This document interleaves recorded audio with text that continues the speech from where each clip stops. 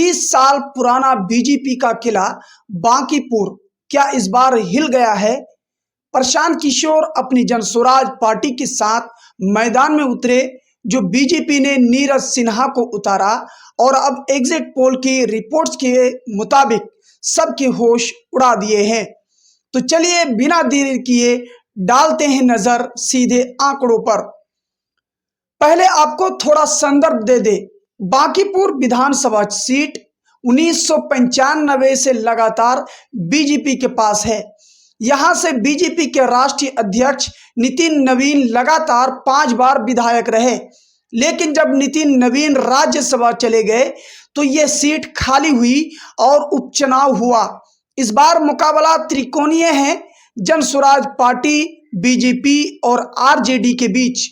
खास बात यह है कि मतदान सिर्फ 34.16% हुआ, जो पिछली बार से 7% कम है, यानी कम मतदान लेकिन नतीजे बड़े।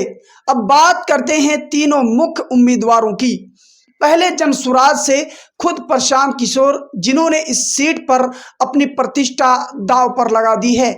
दूसरे नंबर पर बीजेपी से नीरज सिन्हा, जिन पर बीजेपी को पूरा भरोसा है और उन्होंने अपनी जिंदगी को दांव पर लगा दिए हैं। तीसरे नंबर पर आरजेडी से रेखा गुप्ता, जो पुराने उम्मीदवार हैं और महागठबंधन की उम्मीदें उनसे जुड़ी हुई हैं। तो अब आते हैं असली मुद्दों पर। एग्जिट पोल के आंकड़ों के मुताबिक सबसे पहले एजेंसी जनमत पोल्स, इनके मुताबिक प्रशांत किशोर को 49 से 52% वोट मिल सकते हैं। वही बीजेपी को सिर्फ 34% से लेकर 36% तक वोट मिल सकते हैं और आरजेडी को 9 से लेकर के 10% तक वोट मिल सकते हैं। यानी जनमत पोल्स में पीके को यानी प्रशांत किशोर को बड़ी बढ़त मिल रही है। और दूसरी एग्जिट पोल्स के हिसाब से डीवी रिसर्च, इन्होंने भी पीके को 43% और बीजेपी को 39% बताया है। फर्क सिर्फ 4% का, यानी कड़ा मुकाबला देखने को मिल रहा है बांकीपुर में। और तीसरी एजेंसी पोल पंडित के हिसाब से इनका दावा है कि जनसुराज को 50% से ज्यादा वोट मिल सकते हैं और बीजेपी को 38 से लेकर 42% के बीच मिल रहा है वोट। लेकिन रुकिए, सभी एग्जिट पोल एक जैसे नहीं हैं। वरिष्ठ पत्रकार धीरेन्द्र कुमार का कहना है कि बीजेपी का जीत अभी भी संभव है।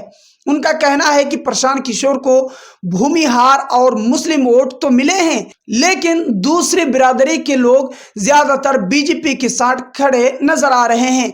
यानी जीत तो होगी, लेकिन अंतर बहुत कम हो सकता है। इस बीच आरजेडी की बात करें तो तीनों एग्जिट पोल के हिसाब से आरजेडी तीसरे नंबर पर नजर आ रहे हैं, यानी महागठबंधन को बड़ा झटका लगता हुआ नजर आ रहा है। हालांकि तेजस्वी यादव ने दावा किया है कि आरजेडी की जीत तय है, लेकिन एग्जिट पोल उनके दावे के बिल्कुल उलट है, बिल्कुल अलग नजर आ रहा है। दोस्तों, सवाल बड़ा है, क्या प्रशांत किशोर 30 साल पुराने बीजेपी को यहां से हरा पाएंगे, उनका किला को ढा पाएंगे, या फिर बीजेपी एक बार फिर बाजी मार लेगा? और असली नतीजे तो 3 अगस्त को आएंगे, तब तक हम सबको इंतजार करना होगा। लेकिन आपको क्या लगता है, किसकी जीत होगी बांकीपुर से? किसकी जीत दिख रही है? कमेंट में जरूर बताएं और हाँ, वीडियो को लाइक करें, अपने दोस्तों तक शेयर करें, चैनल को फॉलो सब्सक्राइब जरूर करें।